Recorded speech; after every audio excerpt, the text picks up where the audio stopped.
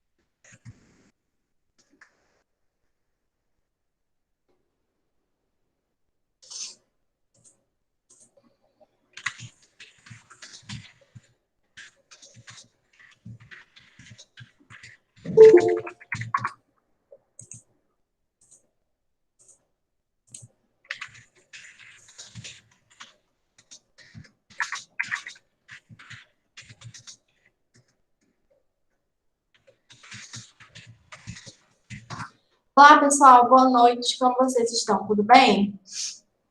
Tudo bem, Michael? Boa noite. Gente, vamos lá, né? Peço já desculpas a partir de então, estou um pouco assim, né? Por causa da minha rinite alérgica. Então, essa aula hoje está bem complicada de dar, mas vai dar certo. Tá certo? Vou compartilhar aqui com vocês o nosso tema da aula de hoje, tá bom? Vocês me informem se estiver aparecendo aí para vocês, tá certo?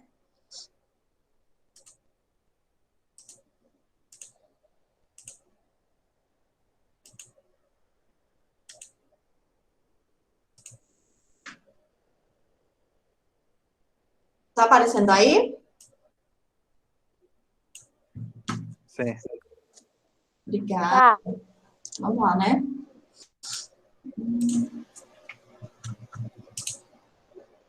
Pessoal, essa é a nossa aula 8 da competência 2, né?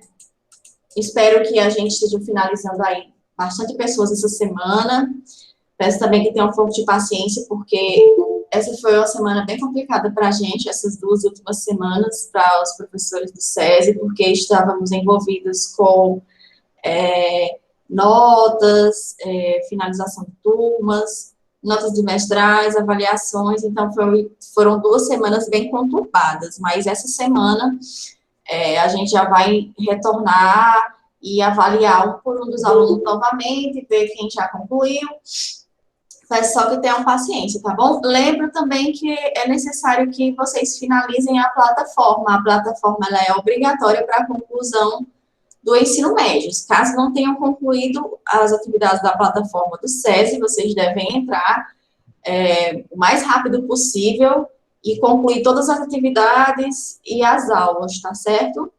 Lembro que essas aulas online da plataforma, elas representam 80% da carga horária. Então, é necessário, obrigatoriamente, que vocês concluam estas aulas, pois senão não será possível vocês concluírem o ensino médio, tá certo? Então, vamos começar aqui a nossa aula hoje com o tema vozes verbais. É só um minutinho, vou pegar um pouco de água, já retorno em 1 minuto, tá bom?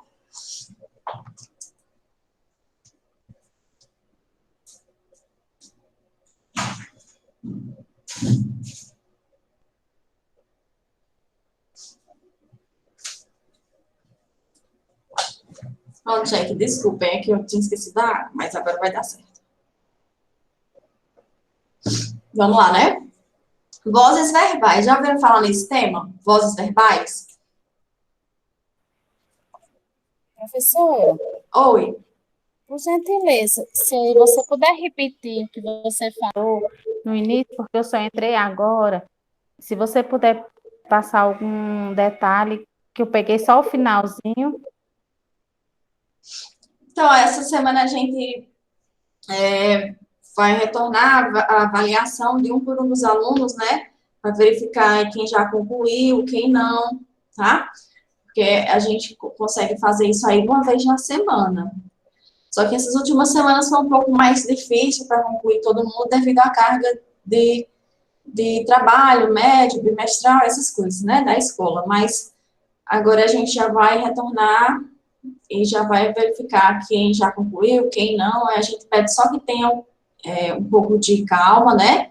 Quem não concluiu a plataforma, a gente informa que é obrigatória concluir as atividades da plataforma, porque elas são 80% da carga horária. Essas nossas aulas aqui, ao vivo, elas são apenas 20%. Então, é obrigatório que você consiga concluir a plataforma do SESI, atividades e aulas da plataforma para poder concluir o ensino médio.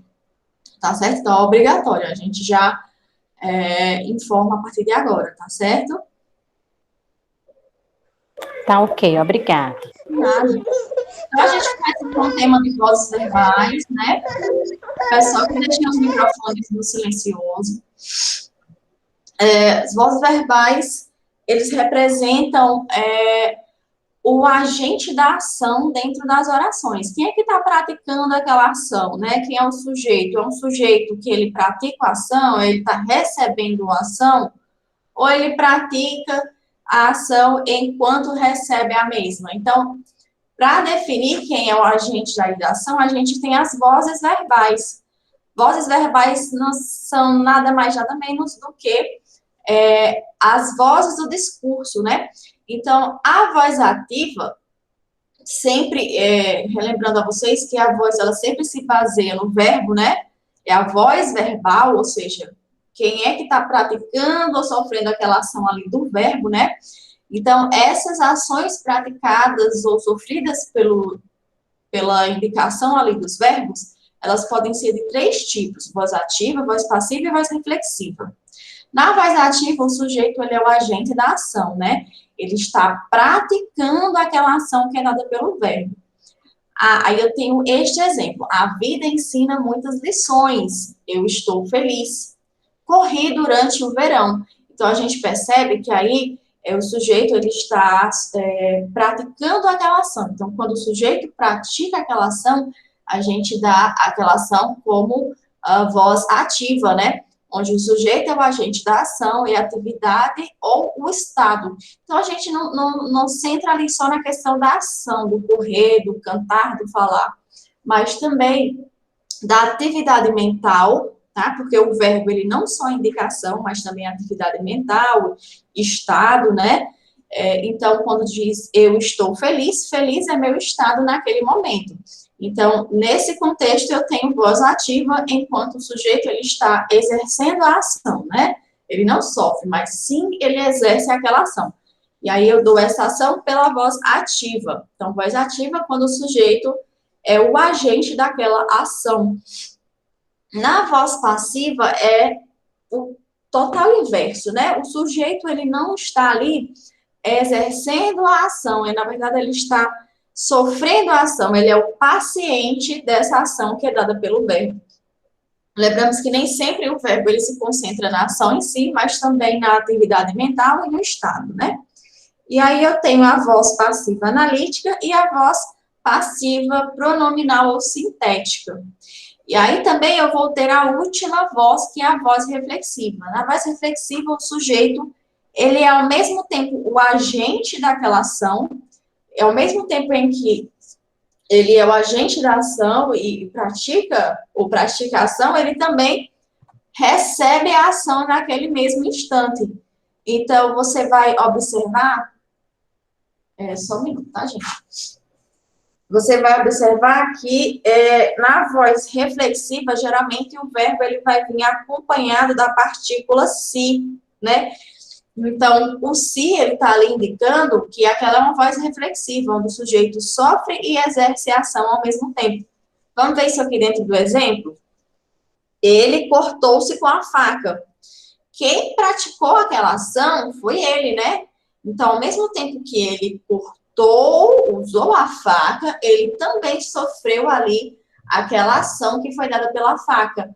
Então, nesse contexto, ele cortou-se, ele foi lá, usou a faca, e aí o impacto daquela faca, né, que foi o corte. Então, ao mesmo tempo que ele corta, ele sofre o corte. Então, aí eu tenho um exemplo de voz reflexiva. Ela arrumava-se para o namoro. Ao mesmo tempo que ela veste a roupa, ela também está sofrendo aquela ação de ser vestida. Então, aí também eu tenho um exemplo de voz reflexiva. Alguma dúvida até aqui? Não. Não. Ok. Então, vozes verbais, voz ativa, passiva e reflexiva. Ativa, o sujeito pratica a ação, expressa pelo verbo. O professor corrigiu a prova, então a ação do professor naquele momento foi o de corrigir, né? Aquela prova. Voz passiva, o sujeito sofre a ação, expressa pelo verbo, então a prova foi corrigida, ou seja, quem foi corrigida? A prova, né? Então a prova sofreu a ação, né? Foi o agente da passiva daquela ação ali da correção. Então, se ela recebeu a ação, eu digo que a voz é passiva. Na voz reflexiva, o sujeito pratica e sofre a ação que é expressa pelo verbo. Bia olhou-se no espelho e sorriu. E aí é quando eu recordo a vocês que sempre nesse exemplo de voz reflexiva, o sujeito ele sofre a ação e pratica ela ao mesmo tempo. Então, no momento em que a Bia se voltou ao espelho, ela recebeu ali aquele reflexo, né? Então, eu digo ali que naquele caso eu tenho uma voz reflexiva, onde o sujeito praticou e recebeu aquela ação. Alguma dúvida?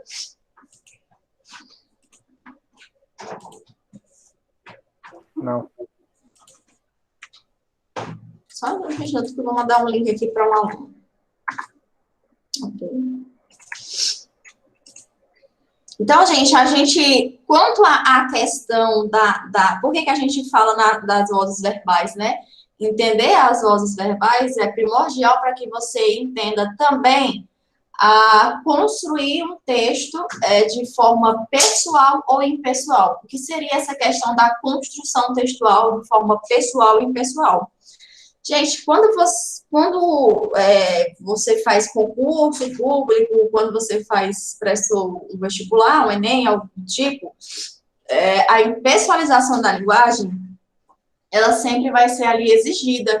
Então, eu posso dizer seguramente que 99% dos concursos e das redações de vestibulares, elas se baseiam na construção de um texto impessoal. Então, o que seria a impessoalidade? Alguém saberia me explicar?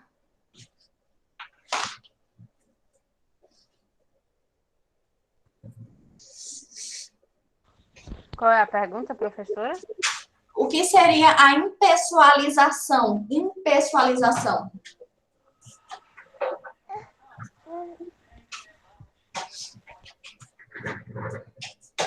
Quando eu digo que uma coisa é pessoal, eu estou dizendo o quê? Que é uma coisa íntima, né?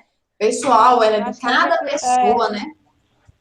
A gente expressar a opinião da gente, né? Exatamente. Então, no texto pessoal, se eu estou construindo um texto pessoal, eu vou colocar ali minha opinião, meu ponto de vista, minha visão de mundo. Mas se a intenção é criar um texto impessoal, então eu devo fazer o completo oposto. Eu vou criar um texto em que eu não me coloco dentro daquele texto, onde deve existir a impessoalização daquela linguagem que eu estou utilizando. Então, ao utilizar essa técnica de impessoalização da linguagem, eu trago para meu texto aí uma técnica de redação que é utilizada para construir dissertações argumentativas. Então, utilizar essa impessoalização, ela vai ajudar a eliminar marcas de subjetividade da minha redação. O que seria esse eliminar marcas de subjetividade? Alguém saberia me explicar? No caso, professora, é ser imparcial também? Totalmente, né? você consegue ali construir um texto imparcial das duas formas também, não só construir um texto imparcial, eu posso também construir um texto impessoal, mas eu posso, se eu tiver muito conhecimento, eu posso fazer ali com que meu texto seja um texto em que eu posso ali colocar argumentos e tentar convencer o meu leitor. Então, a impessoalização pode também vir trazer a argumentação. E aí, quais as dicas que eu deixo aqui para vocês construírem o texto de vocês de forma impessoal, que é como se pedem ali nos concursos, nas redações, né, de concursos, redações de vestibulares. Quais são as formas que eu posso tornar o meu texto impessoal?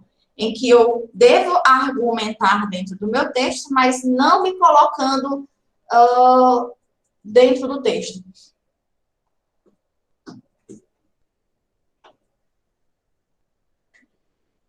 Alguém saberia? Poderia repetir esse final, por favor? Travou. Como é que eu posso tornar o meu texto impessoal? Argumentar dentro do meu texto, mas sem me colocar dentro dele. Sem colocar o eu, né? O eu. Porque no texto pessoal eu coloco o eu, né? Eu acredito, em minha opinião, eu observo, eu vejo. Essa forma que eu falo, esse exemplo que eu estou dando, é de um texto pessoal. Mas se eu quero construir um texto impessoal, o que eu devo fazer? Principalmente se falar no coletivo, né? Você não pode falar só na sua opinião, pensando só em você. Você tem que falar principalmente coletivamente. Isso pode ajudar bastante. Mas veja uma coisa. Num texto pessoal, eu só posso construir um texto pessoal se a avaliação pedir. Se a redação do vestibular pedir, se a redação do concurso pedir. Se ele não pedir, jamais eu vou colocar eu acredito que a violência no Brasil se baseia na falta de emprego. Não. Então, dessa forma, eu estou me colocando no texto, mas isso é exatamente o que eu não quero fazer. Eu não quero me colocar nesse texto. Usando só de porque o texto perde a impessoalização. E aí? Fazendo uso de fatos? Fazendo uso de? Fatos. Sim, ajuda também. Uma ótima dica. Então, vamos conhecer aqui as dicas que eu trouxe para vocês tornarem o texto de vocês impessoal, né? Então, impessoalização, ela é uma técnica de redação muito utilizada para dissertações argumentativas. A impessoalização da linguagem, ela ajuda a eliminar marcas de subjetividade em sua redação. Então, qual é a primeira dica? A primeira dica é essa daqui, ó. Como impessoalizar a linguagem do texto dissertativo argumentativo? Dica 1. Coloque o sujeito no plural para generalizar. Alguém falou assim, no coletivo, né? No coletivo. Coletivo aí entra um pouco dessa questão aí, né? Colocar o sujeito no plural para generalizar. Quando eu falo no coletivo, eu uso o observa-se, acredita-se, entende-se, vê-se. Vamos ver como fica isso, né? Eu também posso utilizar acreditamos, observamos, entendemos, tá? Sempre envolvendo ali não só o eu, mas o todo, né? Envolvendo ali o plural. Então, a dica 1, coloque o sujeito no plural para generalizá-lo. Então, no lugar de utilizar o eu acho, eu acredito, eu observo, eu entendo, o que você vai fazer? Você vai utilizar o nós, né? Entendemos, compreendemos, acreditamos. Então, evite construir o discurso na primeira pessoa do singular. Você não vai utilizar o eu, tá? Jamais vai utilizar o eu na impessoalização aí desse texto. Então, você vai abrir mão do eu e vai adotar o uso da primeira e da terceira pessoa do plural. Primeira pessoa do plural é nós e terceira pessoa do plural, eles ou elas, né? Então, dessa maneira, você vai evitar elementos que possam atribuir marcas de subjetividade ao seu texto, Vejamos o exemplo. Analisamos os fatos e concluímos que, olha só, em vez de dizer eu concluí que a violência no Brasil ela é causada pela falta de emprego, pela falta de assistência às classes mais baixas. Olha aí, eu acredito. No lugar de dizer eu acredito, eu vou dizer acreditamos que a violência no Brasil, acreditamos, né? Concluímos, então, analisamos os fatos e concluímos que, tá? Então, aí eu estou usando a terceira pessoa da primeira pessoa do plural, o nós, né? Outro exemplo, por meio de nossas ideias, procuramos demonstrar que, no lugar de dizer, em vez, ou por meio de minhas ideias, olha aí, eu abro mão de minhas ideias e aí eu adoto o nossas ideias. Procuramos demonstrar e não procuro demonstrar. Alguma dúvida aí?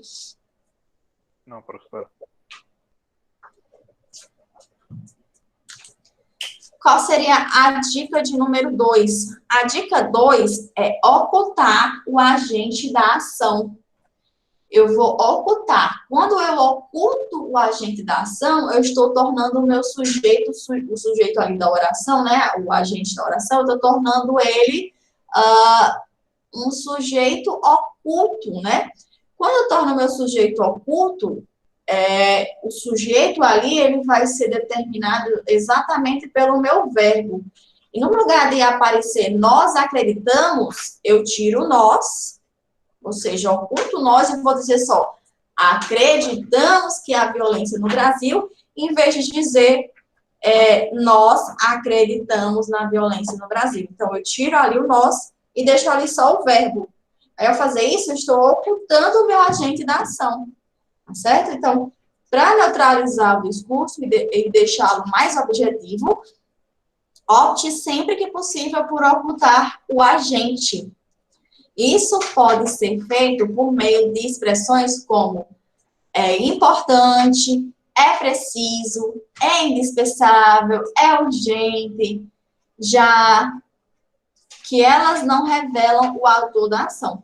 Então, quando eu uso esses termos, é importante, é preciso, é indispensável, é urgente, então, eu estou fazendo o quê? Eu estou ocultando o meu sujeito. Você não sabe ali quem é o sujeito. Eu digo só, é importante que o Estado brasileiro tome providências a respeito do desemprego no Brasil. É necessário que sejam tomadas medidas urgentes para a contenção do desemprego no Brasil. Veja que eu não estou mostrando nem o eu e nem ali o nós, né? Eu estou ali utilizando os meus verbos de forma a ocultar o sujeito daquela ação. Então, eu tenho aqui o exemplo. É preciso tomar decisões para coibir a criminalidade. É indispensável que as autoridades esclareçam os recentes casos de corrupção no país. Então, vejam, é indispensável, é necessário, é importante. Então, eu tenho duas informações aí. Eu tenho o né? Que é o verbo auxiliar ou o verbo de ligação. E eu tenho o importante, urgente, preciso, indispensável. Todos os dois juntos, eu faço essa combinação a tornar aí o meu sujeito oculto. Alguma dúvida? Não. E a dica 3. Dá para enxergar, gente? Deixa eu aumentar um pouquinho. Dá sim. A dica 3. O uso gramatical do sujeito indeterminado. Não quer que o leitor identifique com exatidão quem é o agente da ação? Basta fazer o uso gramatical do sujeito indeterminado. Essa técnica pode ser utilizada quando, por exemplo, surgir alguma informação sobre a qual você desconheça a exata procedência. Então, assim, eu não tenho certeza se aquela informação é de procedência legítima. Eu não tenho certeza. Quando eu não tenho certeza, eu posso fazer o uso do sujeito indeterminado. Como? No lugar de dizer eu acredito, nós acreditamos, eu digo o quê? Acredita-se. Quando eu digo acredita-se, eu indeterminei o meu sujeito. Nem é o nós, nem é o eu. Tá? Eu indeterminei. E aí, a utilização da partícula sim, ele é que vai dar, ele vai ser aí o principal fator que vai me ajudar a tornar esse sujeito indeterminado. Então, quando eu digo acredita-se, eu não sei quem é que acredita, nem sou eu e nem somos nós, mas ouve-se por aí, acredita-se por aí, eu tenho a vaga impressão lá longe que isso aconteceu, mas eu não tenho certeza. Então, eu indetermino o sujeito. Acredita-se, observa-se, fala-se, ouve-se, entende-se. Então, como exemplo, aprende-se na escola a importância da leitura. Acredita-se que os militares instituíram a ordem e o progresso no país. Fala-se muito sobre a diminuição da maioridade penal. Então, veja aí que eu utilizei o verbo, mas a partícula se, e aí eu indeterminei. Ao fazer isso, eu não sei exatamente quem praticou essa ação. Então, eu posso utilizar esse recurso quando eu não tenho certeza dos fatos que eu estou apresentando ali no meu texto. Alguma dúvida?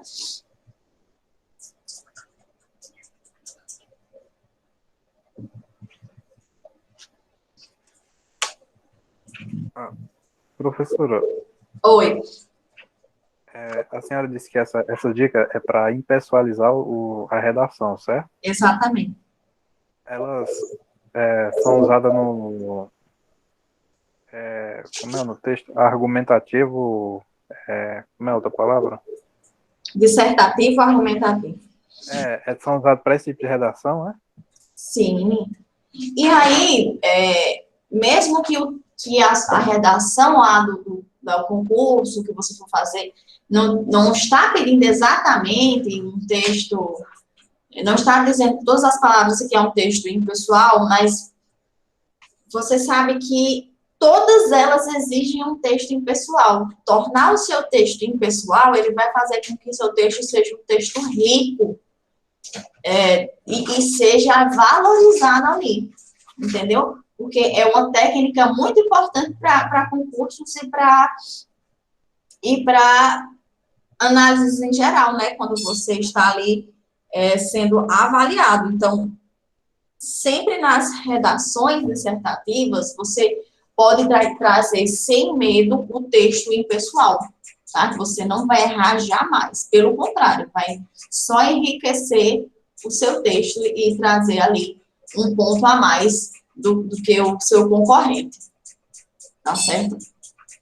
Mas não ficaria meio impreciso, não? Tipo, botar acreditava-se, algo que eu não tenho certeza. Alguma, Michael, de forma alguma. Essa forma de impessoalização é a forma que você vai encontrar até ali nos vestibulares, teses, finalização de cursos de universidade, a chamada monografia, teses de mestrado, teses de doutorado. Então, essa indeterminação do sujeito você vai encontrar a partir de agora, ela é um nível elevado do contexto, é um nível elevado da utilização da linguagem. Então, você vai encontrar isso em textos científicos, como aí artigos científicos, então, vai sem medo, utiliza sim, que isso aí é uma vantagem completamente, tá? Isso vai enriquecer o seu texto. Entendido. Obrigado. Por nada. E a dica 4 que eu trago para vocês é optar por um agente inanimado. O que é um agente inanimado? O animado seria aí nós, né? Pessoas, seres humanos, que somos animados. Quando digo animados, é que vivem, né? Que podem viver, raciocinar, né? Viver aqui, como nós vivemos. E aí, um ser inanimado é aquele ser que não tem vida. Então, tornar o agente da minha ação, pegar um ser inanimado e torná-lo agente da minha ação, também é uma importante técnica de impessoalização de texto. Vamos ver como é que isso funciona, né?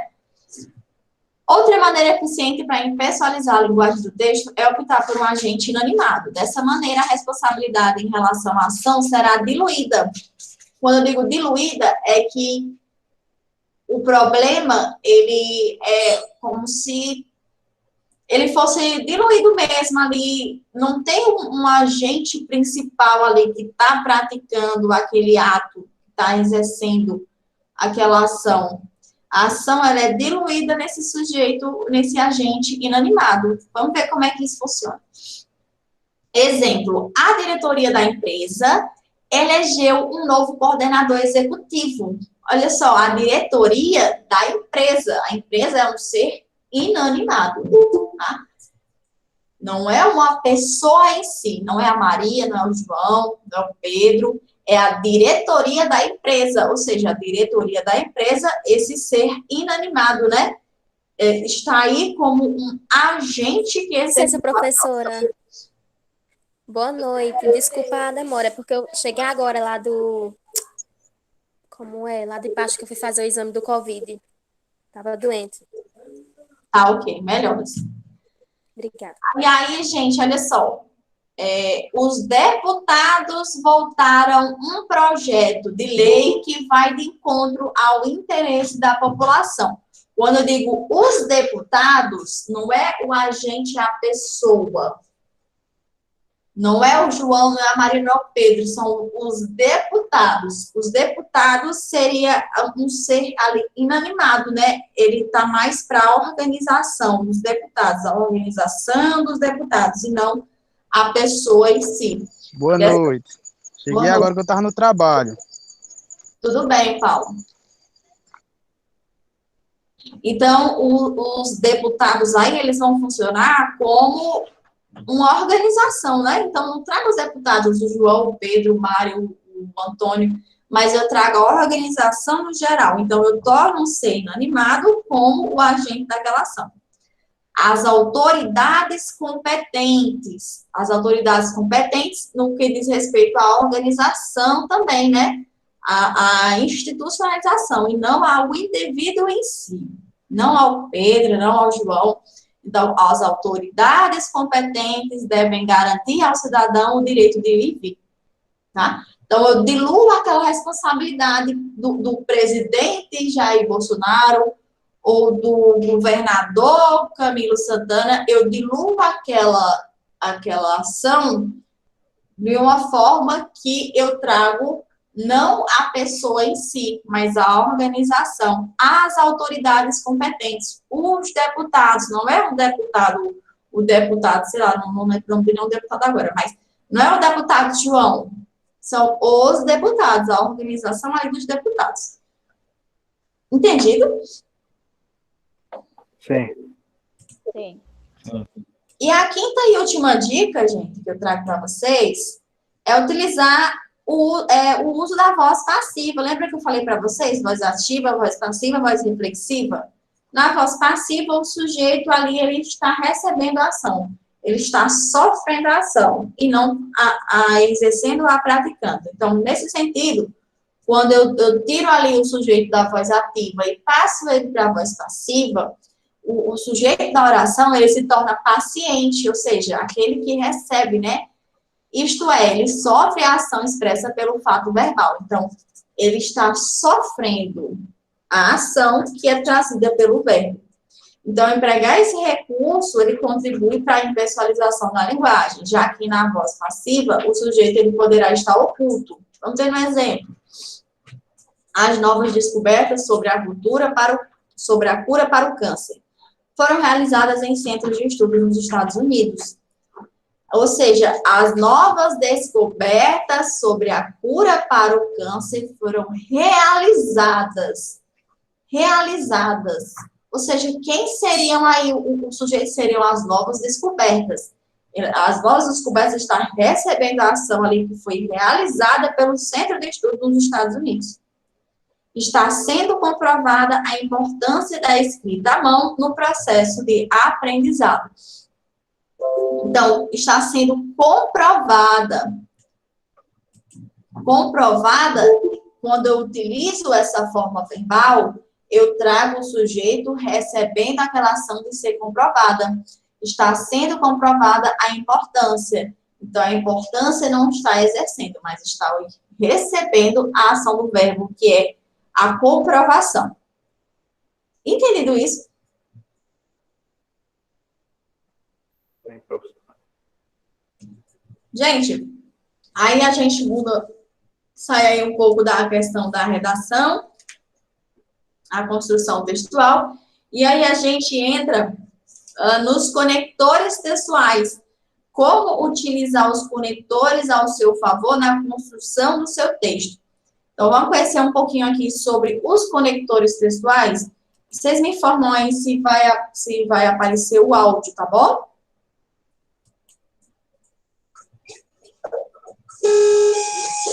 Tá aparecendo o áudio?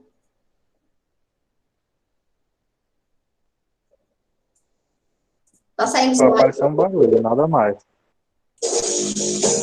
E agora? Tá saindo áudio.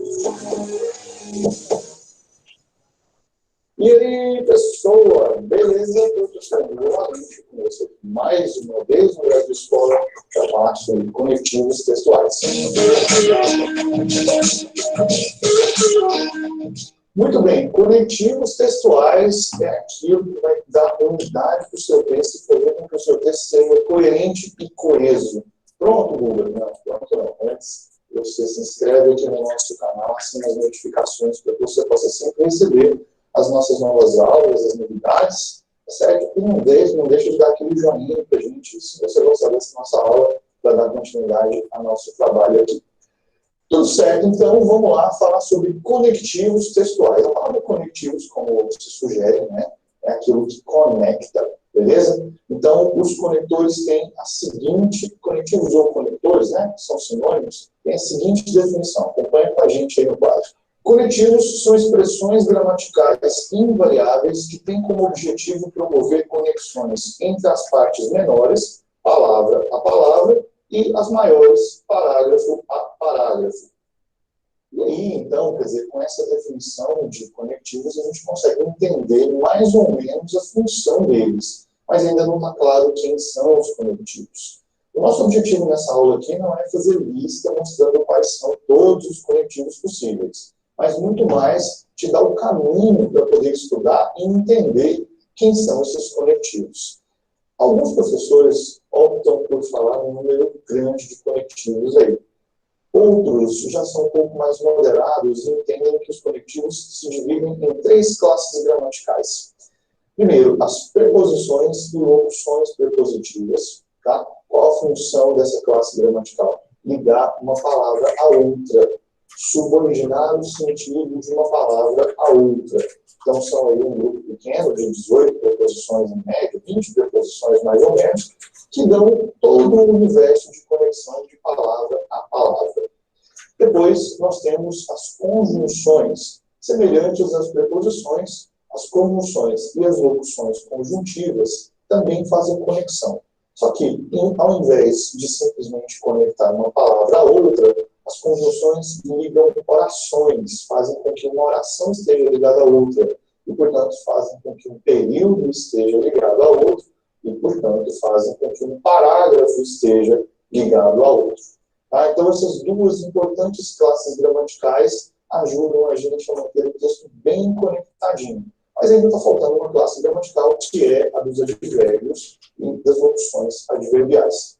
Os advérbios, eles têm o poder de modificar o sentido dos verbos. Então, eles têm o poder de modificar as orações. Afinal de contas, toda oração tem que ter um verbo.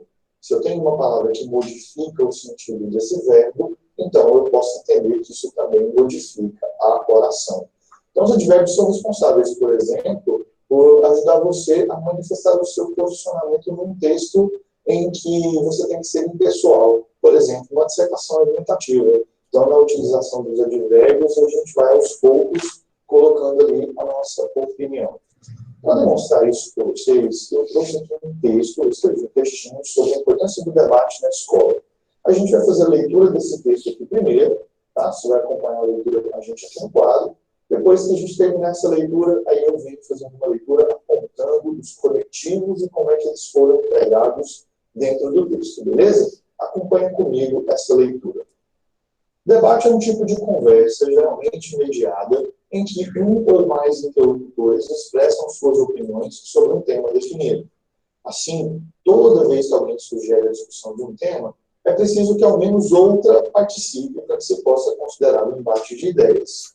Entretanto, no ambiente escolar, o debate não tem sido muito estimulado, fato que não propicia aos alunos a possibilidade de enriquecerem seus pontos de vista ou mesmo de modificá-los diante dos argumentos expostos. Por isso, é de suma importância incentivar as trocas de ideias sobre temas atuais e polêmicos, pois dessa forma os estudantes podem não só desenvolver sua capacidade de oralidade, como também aprimorar posicionamentos mais críticos acerca da realidade. Então, você viu que esse é um texto bem organizadinho, né? Um texto que está em cima do mesmo tema o tempo todo, e é um texto que tem começo, meio e fim. É um texto curtinho, mas estão bem divididas essas partes. Então, o texto começa com uma definição do que é debate, e depois passa a falar da importância dele dentro das escolas, com um posicionamento crítico. Não está só apontando a função do debate, mas também aponta a falta dele na atualidade. Tá? Então, a gente pode dizer que esse é um texto dissertativo argumentativo simples, pequeno, né? Mas que possui vários conectivos que auxiliam na construção desse posicionamento e também dessa definição que acontece no início do texto. Agora, a gente vai fazer uma leitura observando as conjunções e os advérbios. Observe aí no quadro tudo aquilo que vai ficar em destaque em azul, tá dentro dessas classes das conjunções e dos advérbios. Debate é um tipo de conversa geralmente mediada. Observe esse geralmente aí, né? Um advérbio que está indicando aí uma modificação sobre como é que essa conversa pode ser mediada. Afinal de contas, o advérbio também pode modificar o adjetivo. Então, ele modifica o adjetivo mediado e faz com que esse posicionamento fique um pouco mais claro. Depois a gente tem assim, toda vez que alguém sugere a discussão de um tema, tananã, esse assim aí dá a entender aquilo que se disse anteriormente, agora com uma posição de conclusão. Depois nós temos um entretanto ali embaixo, entretanto ele já apresenta uma ideia de adversidade ao que se disse anteriormente. Em seguida, nós temos um por isso, né, que explica algo que foi colocado anteriormente de modo definitivo, temático, informativo, enfim, né, da maneira como foi colocado antes. Esse por isso vem para ajudar ali a definir, né, qual que é a conclusão que você pode tirar a respeito disso. Depois nós temos um pois, que é um explicativo. A gente tem dessa forma, que ajuda também a gente a manter a ideia anterior. E depois a gente tem um não só, como também, tá? Que acrescenta uma informação a mais para poder chegar a uma conclusão. Então a gente viu aqui uma série de conjunções, tá? E advérbios que estão colocados nesse texto que vão orientando a leitura. O leitor vai passando por esses conectivos e vai seguindo uma linha de raciocínio, né? Ele vai entendendo, ele vai sendo capaz de antecipar as informações que estão sendo colocadas ali pelo autor, ok? Então, isso é a função dos coletivos, orientar o leitor sobre que caminhos ele deve tomar para entender aquilo que está sendo dito, né? Como é que a coerência atua nesse sentido, mantendo o tema, e os conectivos ajudam a manter a coesão. Agora vamos dar uma olhada sobre a perspectiva das locuções prepositivas e das preposições. Então, debate é um tipo de conversa, então você está vendo que a palavra conversa está subordinada à palavra tipo, que é uma palavra que sozinha não tem sentido, né? Então, você coloca aí de conversa, esse de faz a conexão entre conversa e tipo, auxiliando a palavra tipo a ficar um pouco mais concreta, já que ela transmite uma ideia abstrata. Depois a gente tem a respeito de, né, que é uma locução prepositiva, e aí a gente tem mais esse ponto, né, de, para, de novo. Depois, entretanto, no ambiente escolar, esse no aí, na verdade, é uma contração da preposição em com o artigo o, não é mesmo? Depois a gente tem propicia aos alunos, esse a aí é a preposição, tá, que acompanha o verbo propiciar, que por sua vez é um verbo transitivo indireto que pede a preposição a, tá bom?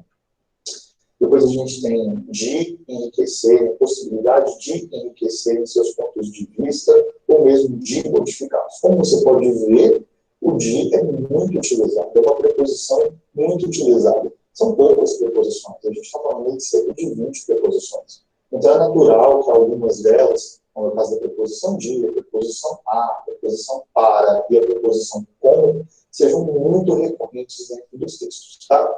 Depois a gente tem a locução diante de, né, diante dos argumentos expostos. Depois nós temos de novamente 2 vezes, temos aí a preposição sobre, tá? Temos a preposição de novamente, e depois no final a gente tem a locução prepositiva acerca de. Ok? Então, como você pode ver, esse texto está recheado de conectivos. Sendo um texto super simples, nem um pouco pedante, não é um texto que, nossa, sonha em ser um texto clássico, é um texto rebuscado, nada disso. É um texto comum do cotidiano que você poderia ter acesso aí em qualquer site, tá? No entanto, é um texto que está recheado de conectivos. O que isso mostra para você? O que isso mostra para nós? Que você já faz uso dos conectivos cotidianamente, que você já tem intimidade com os conectivos, no sentido que você os utiliza aí, ó, na sua fala e na sua escrita a todo instante. O que você precisa melhorar? O conhecimento dessas classes gramaticais específicas. Conjunção, preposição e advérbio. O conhecimento mais aprofundado dessas classes gramaticais vai te propiciar um melhor uso também dos conectivos. Aproveitando aqui essa aula sobre conectivos, não deixe de conferir aqui no nosso card aqui acima a nossa aula sobre os operadores argumentativos. Nós fizemos uma série de aulas sobre operadores argumentativos, que nada mais são do que tipos de conectivos específicos com finalidade argumentativa. Então a gente fez uma série de aulas sobre isso, porque eles são muito valiosos aí na escrita de seu texto, especialmente dos textos dissertativos e argumentativos. Ok? Muito obrigado pela sua audiência. Espero ver você numa próxima aula. Não se esqueça de se inscrever nas nossas outras redes sociais. Interaja com a gente, mande seu comentário. Gente, entendido o uso dos conectivos, como eles podem auxiliar vocês nos textos, conectivos textuais? Então, ele trouxe aí vários conectivos, né, e as formas como utilizá-los e as ideias que eles trazem, né? E um deles foi a utilização das preposições, como de, para, com, que são as preposições mais utilizadas nesse processo argumentativo. E aí ele trouxe vários exemplos para a gente. Alguma dúvida? Ficou alguma dúvida sobre o que ele falou?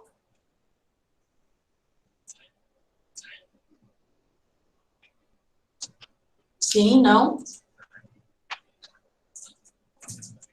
Alguma dúvida? Não. Não.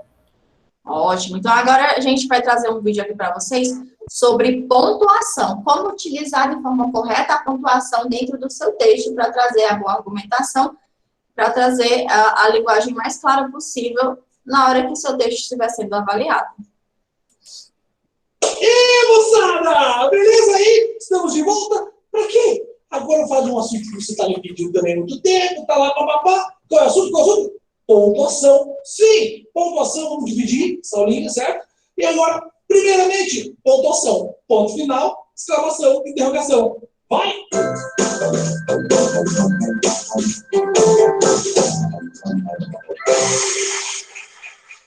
E aí, então, moçadinha, olha só. Esse assunto é muito tranquilão, certo? Primeira coisa assim, gente, vamos pensar, para que é que existe pontuação? Vai complicar minha vida, professor? Também, também, mas não só para isso, gente. Para que surgiu a tal da pontuação? Por que as pessoas inventaram a bagaça? Vamos pensar assim, quando a gente nasceu, todo mundo nasceu, eu já falei sobre isso uma vez, eu acho. Não sei não, mas eu não estou lembrado. Quando a gente nasceu, você nasceu escrevendo ou falando? Ou melhor, chorando. Você nasceu e chorou no médico, certo? Depois de muito tempo, você aprendeu a ler e escrever. Ou seja, a escrita vem depois da fala. Isso é importante você lembrar. A pontuação, ela vem para auxiliar da escrita o quê? As intenções da fala. Coloca no cantinho para nós isso aí. A escrita vem para representar a fala. E a pontuação a pontuação, ela vem para auxiliar a escrita nas intenções da fala. Como assim nas intenções? Veja, quando a gente fala, a gente não fala somente com a boca, tipo, oi, meu nome é Novley. Não é só isso que a gente usa. A gente usa um monte de coisa, né? A gente se expressa com o rosto, um monte de coisa com as mãos, com o corpo. Então a gente faz um monte de coisa para ajudar na comunicação. Quando eu trago a pontuação vem para isso também, para ajudar nessa intenção da fala. Inclusive na fala, a gente consegue fazer o que também? Usar uma coisa chamada entonação da voz. Eu posso falar uma coisa mais baixinha, sabe? Pessoal, tranquilo, mas assim, desse jeito, eu posso falar. De repente eu posso dar uma mudada no tom da voz. Eita, você assustou, calma. Eu posso mudar o tom da voz para mostrar que eu estou mais nervoso, ou mais feliz, né? Então depende da entonação também, a minha comunicação pela fala. Como é que na escrita eu vou fazer isso? Pela pontuação. A pontuação auxilia a criar essa intenção da fala. Ainda não vai ser a mesma coisa, porque fala é sempre fala, né? Usa tal, agora a pontuação vai auxiliar nas intenções da fala. Começando a falar de pontuação, então, olha só como é interessante a pontuação. Eu gosto de fazer a pontuação falando uma reflexãozinha sobre a pontuação. Por exemplo, quando eu falo em pontuação, eu preciso pensar assim. A pontuação, ela tem um monte de regras, eu não consigo gravar as regras todas. Mas se você pensar que a pontuação ela pode auxiliar na mudança de sentido e das intenções, talvez já facilite para você escrever alguma coisa e pontuar adequadamente. Quer ver? Eu vou colocar para você uma frasezinha bem legal. Essa frasezinha é a seguinte. Ó, eu vou ler para você sem pontuação nenhuma essa frase, e a produção vai colocar para nós essa frase também sem pontuação nenhuma, que é a seguinte. Se o homem soubesse o valor que tem, a mulher não daria isso. Que bonito isso. Né? Se o homem soubesse o valor que tem, a mulher não daria de quatro procura. Beleza, tá aí. E aí? Agora eu vou fazer uma pergunta muito legal. Meninas, vocês que estão aí do outro lado, aí sentadinho no seu computador, no seu celular, tablet, qualquer outra coisa assim, me digam, onde é que você poderia pontuar isso aí, meninas? As meninas provavelmente pontuariam da seguinte forma. Ó, vou colocar agora uma vírgula onde as meninas pontuariam. Se o homem soubesse o valor que tem a mulher, andaria de quatro só procura. Ou seja, as meninas pontuariam dessa forma. Agora, se eu perguntar para os meninos, vocês que estão sentados aí do lado, no celular, aquela coisa, onde é que você pontuaria isso aí, meninos? Dá para deslocar essa vírgula para mudar a intenção dessa fala? Claro que dá. Como você faria? Se o homem soubesse o valor que tem, vírgula, a mulher andaria de quatro. Caraca, professor, eu mudei a vírgula, mudei totalmente o sentido. Isso é que importa para a gente na pontuação. Eu vou falar de todas as regras para vocês, mas o que importa é você perceber qual é a intenção daquele texto. Se a tua intenção é uma ou outra, veja, o mesmo texto, mudei a posição da vírgula, mudei a intenção. Isso é o mais importante sobre pontuação. Beleza? E a gente vai falar um pouquinho de cada uma das pontuações, bem simples, você já deve conhecer muita coisa, e eu vou deixar uma aula específica só para a vírgula, que nós vamos agora para exemplificar para vocês. Mas quando a gente for falar da vírgula, eu vou mostrar outros exemplos para vocês, bem bacaninhos, beleza? Tudo bem? Tranquilo? Então vamos lá, vamos adiante e vamos começar falando sobre o ponto final. Ponto final, meu amigo, ponto final. Gente, ponto final é muito simples. Primeira coisa, ponto final, uma frase declarativa. Ponto final. Declaro qualquer coisa, ponto final. Uma afirmação, essa afirmação pode ser positiva ou negativa, tanto faz. Declarei algo, ponto. Então vamos lá. Não quero saber de conversa. Ponto. Veja, não quero saber de conversa. Preste atenção. Ponto. Só que eu não poderia colocar uma outra pontuação? Pode, desde que mude a minha intenção. Certo? Poderia assim, preste atenção. E aí que pontuação que eu colocaria? Uma exclamação, muito bem. Agora só preste atenção. Eu declarei isso, ponto final. Então veja como eu mudo a intenção, muda a pontuação. Isso é simples, muito fácil. Onde mais usa o ponto final, professor? Frases imperativas, ou melhor, tem uma ordem. Fique quieto. Uma ordem. Olhe para mim. Uma ordem. Ou então ainda, pegue esse papel para mim. Copie o que estou dizendo. Tudo afirmações imperativas, que dão uma ordem. Verbos imperativos dão ordem. Ponto final. Senhor, nossa, que fácil. Sim. Outro lugar, final de qualquer abreviação. Qualquer abreviação que você faça, abrevia a palavra Senhor. Senhor, ponto. SR, ponto. Senhora, SR, ponto. O ponto faz parte da abreviação. Então, cuidado. Sempre que você fazer uma abreviação em qualquer lugar, tem que ter o ponto final da abreviação. Eu tenho uma lista de escrever no quadro, quando tudo é bom presencial, eu falo assim, pessoal, vou colocar um exemplo aqui, coloco EX e coloco direto 2 pontos. O certo era o quê? Exemplo, ponto final, depois 2 pontos. Sempre tem que ter um ponto final após a progressão. Muito simples, né? Ponto final é muito tranquilo, muito fácil mesmo, não tem segredo, certo?